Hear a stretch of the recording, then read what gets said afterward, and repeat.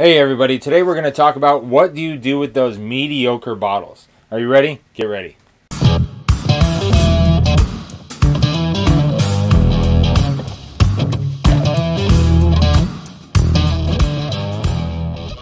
Hey everybody, this is Mark from Northwest Bourbon. Thank you for joining me. Today we're going to talk about what do you do with your mediocre bottles. Those bottles that didn't cost that much money, you're not going to throw them away, but you don't really reach for them. They're not a favorite of yours to where on any given night you say, oh, I'm in the mood to have some of that. Now, I'm not talking about your really cheap ones that are actually really good, because you got to save a spot on your bar for those bottles that when it's really late and you're already kind of sloppy, it doesn't really matter really what you drink at that point.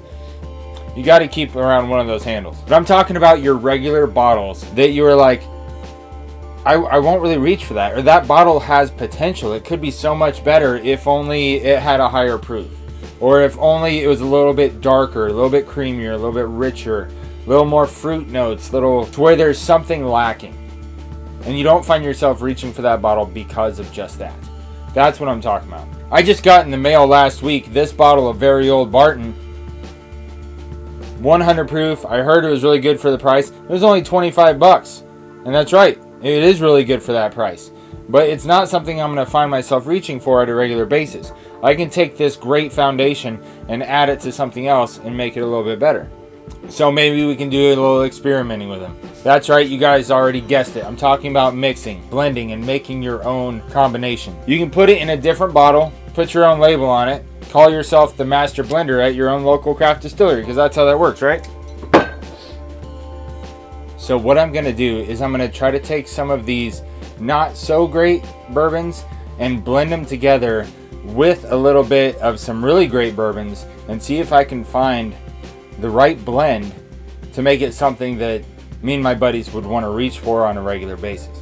Now, to start that from the beginning, I'm going to be playing with the percentages of how much of each kind I'm going to mix into the batch in an individual glass first. That way I get my mixture correct. So grab yourself a little test tube kit from Amazon for really cheap.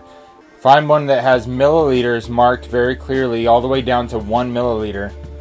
That way you can play around with your percentages before you start adding whole bottles.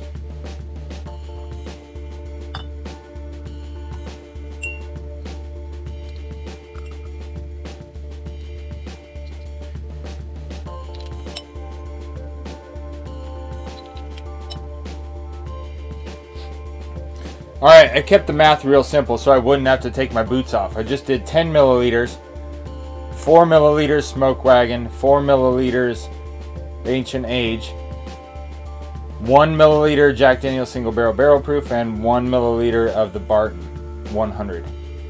Try to get the proof points up a little bit, add a little bit of flavor, and use the majority of the body as those cheap bourbons that I don't reach for. That way they don't go to waste just sitting on my shelf.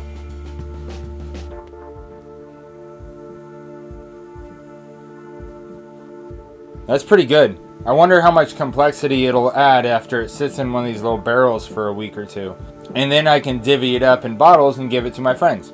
Now, I don't keep a bunch of empty bottles laying around and looking trashy. But what I do is I keep a few bottles that I think look cool. That I like the way the bottle looks. And so I'll hang on to them. That way when I do one of these blends, I'll grab some of these cool looking empty bottles and pour some of that mixed batch in these bottles and give them to my friends. And you can have fun with it too and make your own labels to put on them.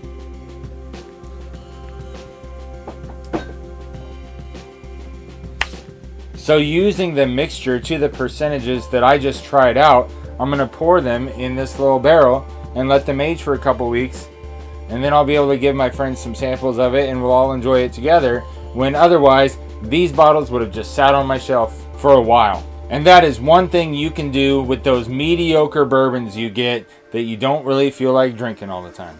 Don't waste them, be creative, and share them. Alright guys, so I'm going to leave you with a bad bourbon joke. So I was headed into the liquor store to see if they had anything new that I wanted to pick up, and I saw a homeless man with his dog walking on the sidewalk, and he says, "Hey buddy, can you spare some change?" And I said, "What, so you can go spend it on bourbon?" And he was like, "No, I don't drink anymore." I was like, "Okay, so what, you just gonna smoke it?" And he goes, "No, I don't smoke." And I was like, "Oh, are you gonna gamble it away?" And he said, no, I don't gamble. So I thought about that for a second. I said, hey, you want to come over for dinner at my house and meet my wife? And he said, why? I mean, I'm sure I stink. And why would you want me to come meet your wife? I said, because I want to show my wife what I would look like if I stopped drinking, smoking, and gambling. There's your bad bourbon joke. Thanks for watching. Please like, comment, and subscribe. Hit the bell. Be on the lookout for more videos coming your way. Keep your drinks wet. Cheers.